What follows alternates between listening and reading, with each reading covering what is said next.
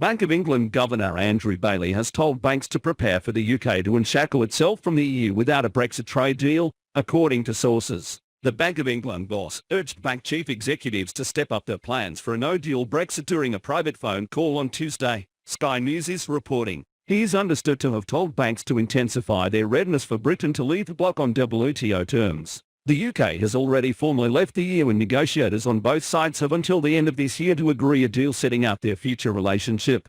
EU chief negotiator Michel Barnier confirmed earlier this week the bloc is open to a 2-year Brexit delay following tense talks between the UK and EU sides. But Britain's chief negotiator David Frost insisted the firm policy of the government remains not to extend beyond the end of the year. Prime Minister Boris Johnson has been adamant he will not seek any extension to the current transition period which ends on December 31. Despite warnings the coronavirus outbreak means it will be impossible to conclude a new free trade agreement with the EU by then. Mr. Johnson is expected to fly to Brussels to resume Brexit talks with the EU as trade negotiations jutta to a halt. The Prime Minister will fly into the Belgian city with Mr. Frost to meet the presidents of the European Commission and Council to break the deadlock, reports in the Times say.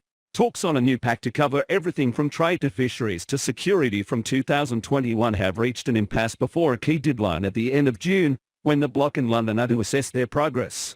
Fisheries have been one of the key stumbling blocks in talks on a new partnership between the EU and Britain, which left the bloc earlier this year and is now in a status quo transition until end 2020 to allow for talks on a new deal. Britain left the EU in January and a transition period ends on December 31. After that, without a preferential deal, British banks, insurers and asset managers will be limited to the kind of access given by the bloc to the US, Japan and Singapore. Britain's Financial Services Minister John Glenn has vowed that the country's financial services industry was world-class and was ready for whatever Brexit outcome. He said on webinar, "I continue to believe that we are still well placed as a sector, whatever the specific outcomes are of negotiations ahead of us in the second half of this year." While a senior EU official said last week that Britain's financial services sector should be ready for a no-deal Brexit, Britain wants binding commitments from the EU on financial market access to avoid the country's finance industry suddenly being cut off from the bloc, a request Brussels has rejected. The warning comes after car giant Nissan has warned it will not be able to sustain operations at its Sunderland manufacturing plant if Brexit negotiations fail to establish a trade deal. The 7,000 workers of the UK's largest car manufacturing plant rejoiced last week after surviving a global cost-cutting restructuring that saw the closure of the Japanese firm's Barcelona facility.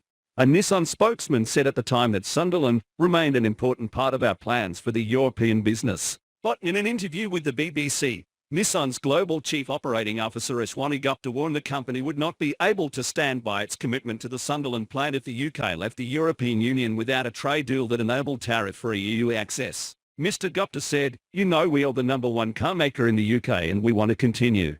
We are committed." Having said that, if we are not getting the current tariffs, it's not our intention but the business will not be sustainable. That's what everybody has to understand.